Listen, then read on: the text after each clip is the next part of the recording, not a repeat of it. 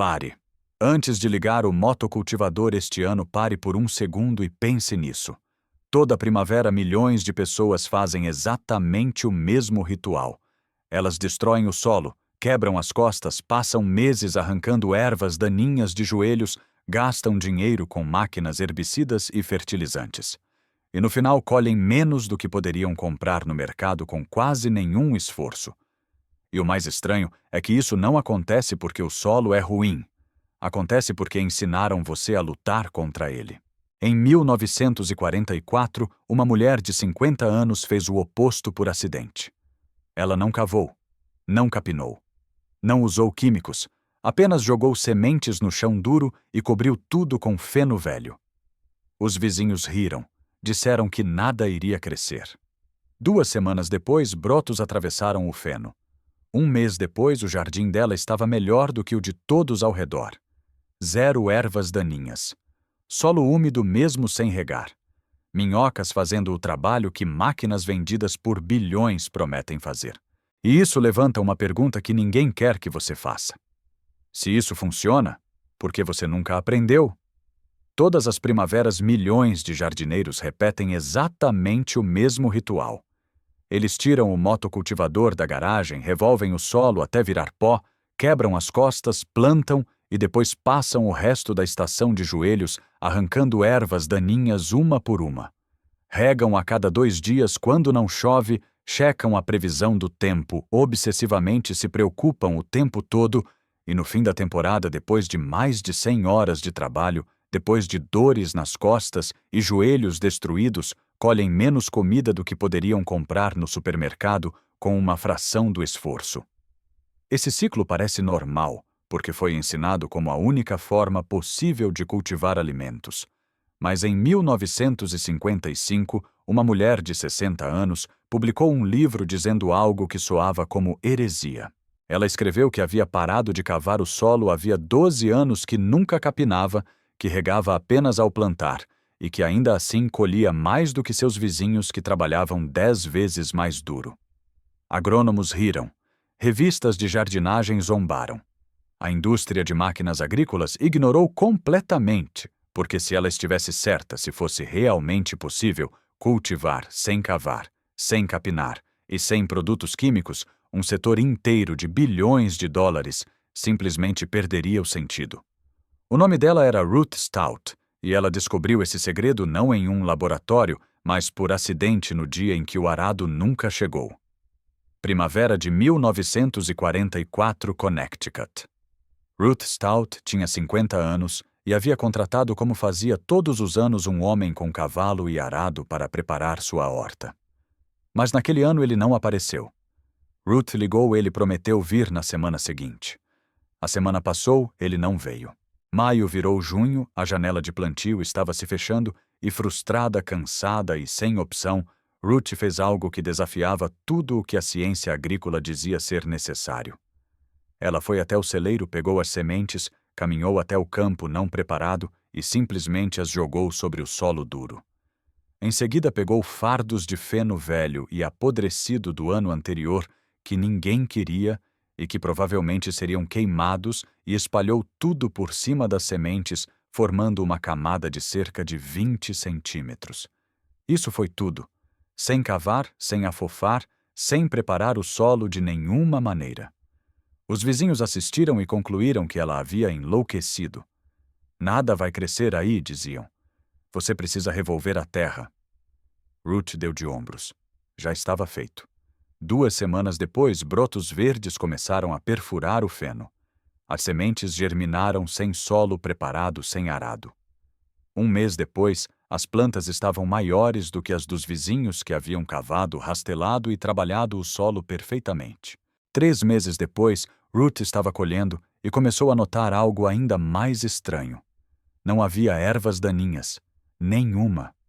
O feno bloqueava a luz e as sementes de plantas invasoras simplesmente nunca germinavam. Quando Ruth começou a observar o que acontecia sob aquela camada espessa de feno, percebeu algo que nenhum manual de agricultura da época ensinava. O solo sob o feno nunca secava. Mesmo após semanas sem chuva, enquanto os vizinhos regavam todos os dias a terra, dela permanecia úmida, fresca e macia. O feno funcionava como uma esponja e como uma sombra ao mesmo tempo. Ele absorvia a água da chuva, reduzia drasticamente a evaporação e mantinha a temperatura do solo estável. Hoje sabemos que solos cobertos podem reduzir a perda de umidade por evaporação em até 70% segundo estudos modernos de manejo de cobertura vegetal. Quando Ruth levantava o feno para colher batatas, encontrava algo ainda mais surpreendente. O solo não estava compactado, estava solto, escuro, cheio de vida. Minhocas por toda parte. Ela não precisou cavar porque as minhocas cavaram por ela. Cada túnel criado por uma minhoca melhora a infiltração de água, aumenta a oxigenação e transporta matéria orgânica para camadas mais profundas. Pesquisas atuais mostram que áreas ricas em minhocas podem infiltrar água até 10 vezes mais rápido do que solos arados mecanicamente. E havia outro detalhe crucial. Ela não precisava capinar. O feno fazia esse trabalho sozinho. A maioria das sementes de plantas invasoras precisa de luz para germinar. Não muita luz, mas alguma. Uma camada de cerca de 20 centímetros de matéria orgânica bloqueia mais de 99% da luz solar que chega ao solo. As sementes permanecem dormentes, não germinam, não competem. Eventualmente apodrecem ou são enterradas tão profundamente pela atividade biológica que nunca mais emergem. O método convencional faz exatamente o oposto. Cada vez que você revolve o solo, traz milhões de sementes dormentes para a superfície, ativando um banco de sementes que pode permanecer viável por décadas. Ruth estava fazendo controle de ervas daninhas por prevenção, não por reação. Isso é algo que a ciência agrícola só começou a reconhecer muito mais tarde. Hoje, sistemas de plantio direto e cobertura permanente do solo são recomendados por instituições agrícolas justamente porque reduzem drasticamente a emergência de plantas invasoras sem o uso de herbicidas.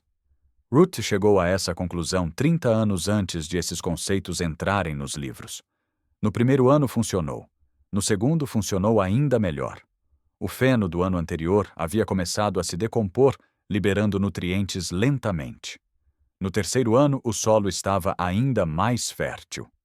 Em 1946, 1947, 1948, 1949 e 1950, o padrão se repetiu. Ela nunca cavava, nunca capinava, regava apenas no momento do plantio e a cada temporada colhia mais do que os vizinhos que se matavam de trabalhar. Ao longo de 12 anos, o jardim de Ruth se transformou em algo que a agricultura industrial sempre tentou imitar sem sucesso. Um sistema autossustentável. A matéria orgânica se transformava em alimento. Os organismos do solo faziam o trabalho pesado. O feno virava composto no lugar exato onde era necessário. Nada era desperdiçado. Nada era forçado. E quanto menos ela interferia, melhor o sistema funcionava. Foi exatamente nesse ponto que a história deixou de ser apenas jardinagem e passou a tocar em algo muito maior. Porque se o método de Ruth funcionava e os resultados eram visíveis ano após ano, então algo estava profundamente errado com tudo o que a agricultura moderna dizia ser indispensável. Na década de 1950, os Estados Unidos viviam uma explosão no mercado de máquinas agrícolas domésticas. Motocultivadores estavam sendo vendidos como símbolos de progresso, eficiência e modernidade. Estima-se que no início dos anos 50, esse mercado já movimentava centenas de milhões de dólares por ano. O método de Ruth não precisava de nenhuma máquina. Nenhuma! Ao mesmo tempo, a indústria de herbicidas estava nascendo com força total após a Segunda Guerra Mundial. Produtos como o 2,4-D, originalmente desenvolvidos a partir de pesquisas militares, começaram a ser vendidos para controle de ervas daninhas. A promessa era simples: pulverize e resolva o problema. O método de Ruth eliminava completamente a necessidade de herbicidas. Não porque matava plantas invasoras, mas porque impedia que elas nascessem. Isso não era apenas uma alternativa, era uma ameaça direta. E havia ainda o terceiro pilar. Fertilizantes sintéticos. Nitrogênio, fósforo e potássio dominavam a narrativa agrícola. A ideia de que o solo era apenas um suporte físico e que toda a nutrição precisava ser adicionada de fora havia se tornado dogma. O método de Root desmontava isso silenciosamente. O feno se decompunha lentamente, liberando nutrientes de forma contínua. Diferente de fertilizantes solúveis que criam picos e quedas, a decomposição da matéria orgânica fornece alimentação constante para plantas e micro-organismos. Estudos modernos mostram que solos com altos níveis de matéria orgânica liberam nitrogênio de forma gradual ao longo da estação, reduzindo perdas por lixiviação em até 50%. Se cada jardineiro doméstico adotasse o método de Root, a perda econômica seria brutal. Menos vendas de máquinas, menos herbicidas, menos fertilizantes. Estamos falando de bilhões em receitas recorrentes ameaçadas por uma mulher de 60 anos espalhando feno no chão. Não foi necessária nenhuma conspiração formal. Bastou ignorar, ridicularizar e minimizar. Universidades agrícolas publicaram artigos dizendo que Root não entendia a ciência do solo. Afirmavam que a lavoura era necessária para aerar a terra e quebrar a compactação. Mas no jardim de Root, o solo estava mais aerado do que o dos especialistas, graças a fungos, bactérias e minhocas, criando estrutura que nenhum arado consegue replicar. Diziam que era preciso capinar para controlar ervas daninhas, mas ela tinha 0 ervas daninhas sem capinar. Diziam que fertilizantes eram essenciais, mas as plantas dela eram maiores, mais saudáveis e mais resistentes. Quando não conseguiram refutar os resultados, atacaram a credibilidade. Diziam que era apenas um jardim pequeno, não agricultura real. Mas agricultores comerciais que testaram o método relataram os mesmos benefícios. Revistas de jardinagem dependentes de anúncios de produtos agrícolas simplesmente pararam de falar sobre ela. Não era censura explícita, era censura econômica. Se o leitor não precisa comprar o que os anunciantes vendem, o conteúdo não é publicado. Ainda assim, o método continuou se espalhando. Porque quando algo funciona de verdade, as pessoas comentam. E cada pessoa que parava de comprar máquinas, herbicidas e fertilizantes representava uma pequena perda. Milhões de pequenas perdas se transformam em grandes números. E isso, mais do que qualquer debate científico, explica por que o método de Root nunca foi adotado oficialmente. Para entender por que o método de Root funciona tão bem, é preciso olhar para o que acontece sob aqueles 20 centímetros de feno longe dos olhos, mas no centro de tudo. Assim que o feno entra em contato com o solo úmido, inicia-se um processo de decomposição controlada. Bactérias e fungos começam a colonizar as fibras de celulose, quebrando estruturas complexas em compostos mais simples. Esse processo libera nutrientes lentamente e, ao mesmo tempo, gera calor em pequena escala. Não calor destrutivo, mas um aquecimento suave que mantém a atividade biológica mesmo em noites frias de primavera. Esse microclima constante é crucial. Pesquisas em ciência do solo mostram que micro-organismos benéficos operam de forma ideal em ambientes estáveis, com umidade contínua e pouca variação térmica. O feno cria exatamente isso. Enquanto solos expostos sofrem ciclos extremos de aquecimento durante o dia e resfriamento à noite, o solo coberto permanece em uma faixa confortável para a vida. Esse detalhe aparentemente simples aumenta exponencialmente a atividade microbiana. À medida que fungos se expandem, formam redes microscópicas chamadas hifas, que conectam partículas do solo e transportam nutrientes por distâncias muito maiores do que as raízes alcançariam sozinhas. Muitos desses fungos produzem glomalina, uma proteína pegajosa que age como cola natural, unindo partículas minerais em agregados estáveis. Solos ricos em glomalina são mais resistentes à erosão, retêm mais água e permanecem soltos mesmo sob chuva intensa. Estudos indicam que a glomalina pode representar até 30% do carbono estável em solos saudáveis. É nesse ambiente que as minhocas entram em cena. A camada inferior do feno, parcialmente decomposta, torna-se alimento ideal. As minhocas consomem esse material, digerem-no e o excretam na forma de humus altamente concentrado. As chamadas fezes de minhoca contêm nitrogênio, fósforo, potássio, cálcio e magnésio, em formas imediatamente disponíveis para as plantas.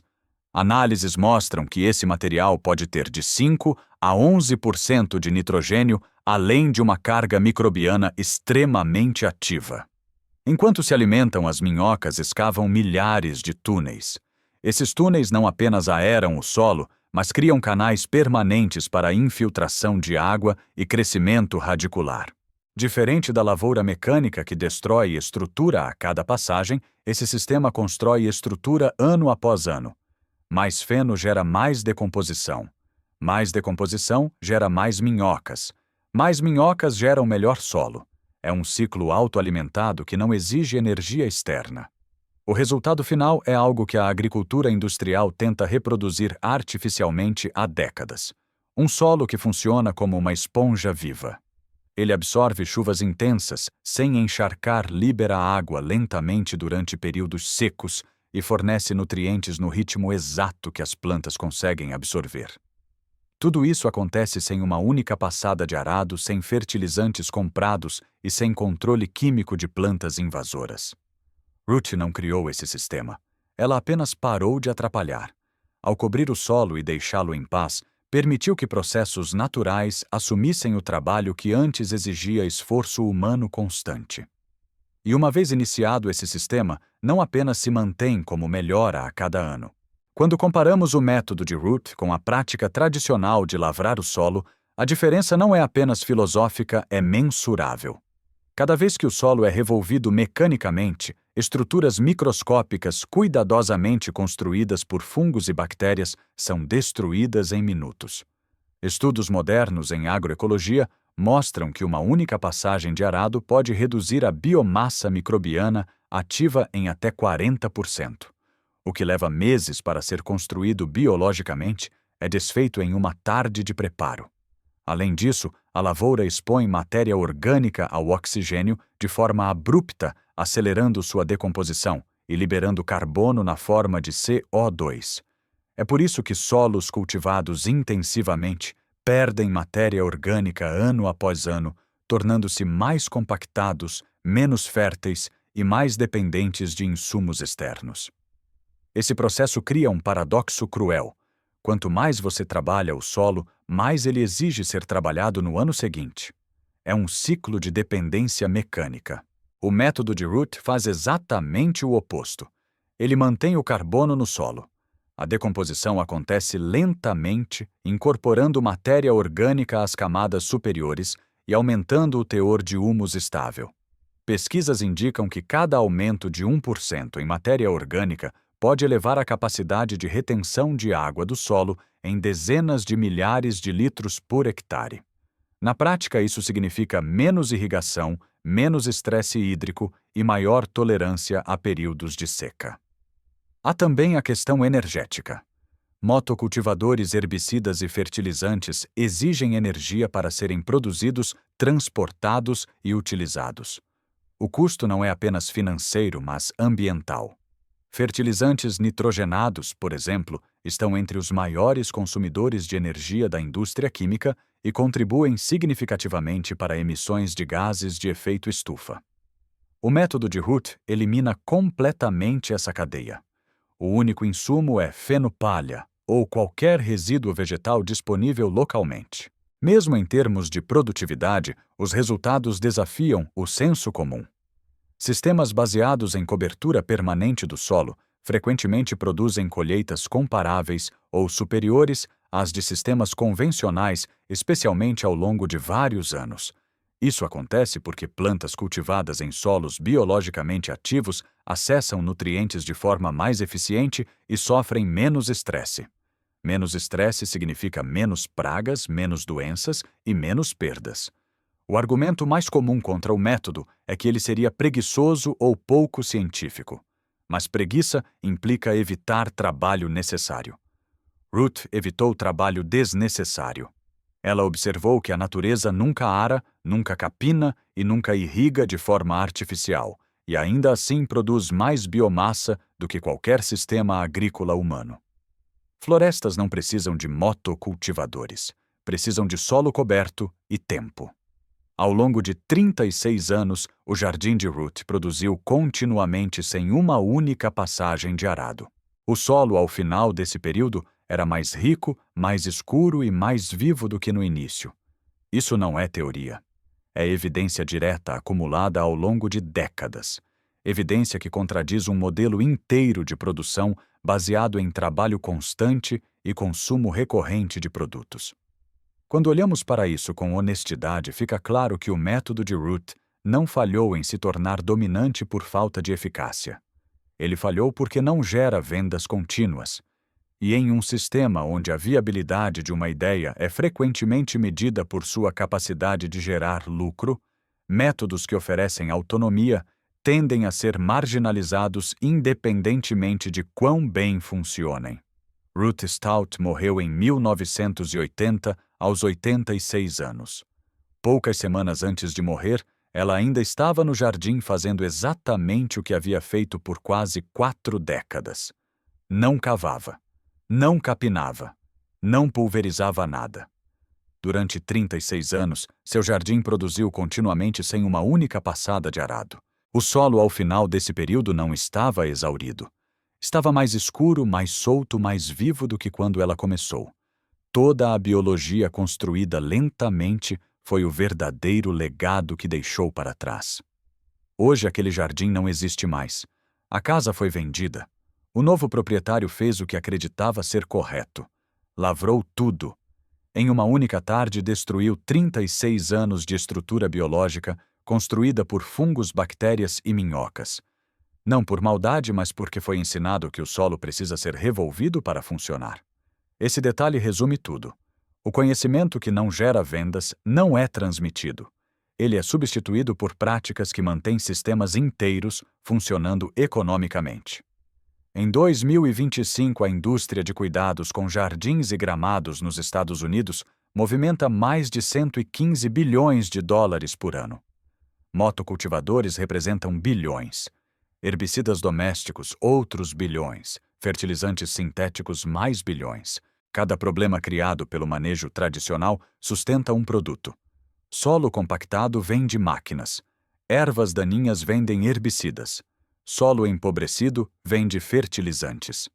O método de Ruth resolve todos esses problemas com feno-palha ou qualquer matéria orgânica disponível localmente, muitas vezes gratuita. É por isso que esse método nunca desapareceu completamente, mas também nunca foi promovido em massa. Ele sobreviveu nas margens, entre permacultores, agricultores orgânicos, homesteaders e jardineiros curiosos que decidiram testar por conta própria. Pessoas que nunca ouviram falar de Ruth Stout estão redescobrindo exatamente o que ela descobriu porque a verdade é replicável. Cubra o solo com matéria orgânica espessa. As ervas daninhas desaparecem. As minhocas se multiplicam. O solo melhora. Funciona independentemente do nome que você dê ao método. Isso leva à pergunta que a indústria prefere que você nunca faça. Se o método não funciona porque 36 anos de evidência direta mostram o contrário. Se é pouco científico porque o solo dela estava mais saudável do que o de muitos especialistas. Se é apenas para jardins pequenos porque agricultores comerciais que testaram relatam os mesmos resultados.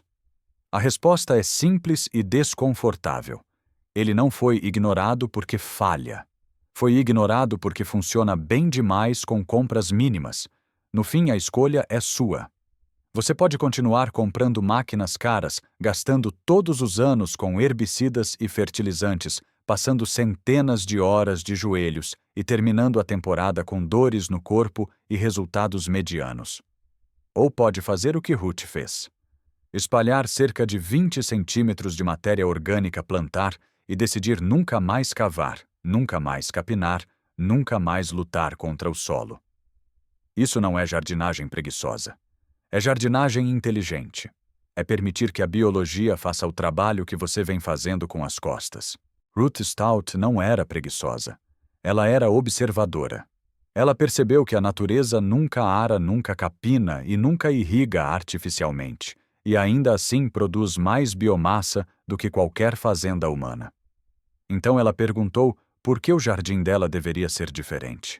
Quando parou de fazer o que todos diziam ser necessário, descobriu que o necessário só era necessário para indústrias que vendem soluções. As plantas precisavam apenas de solo vivo protegido e alimentado. E isso custa quase nada. Apenas feno e a coragem de ignorar quem diz que você está fazendo errado.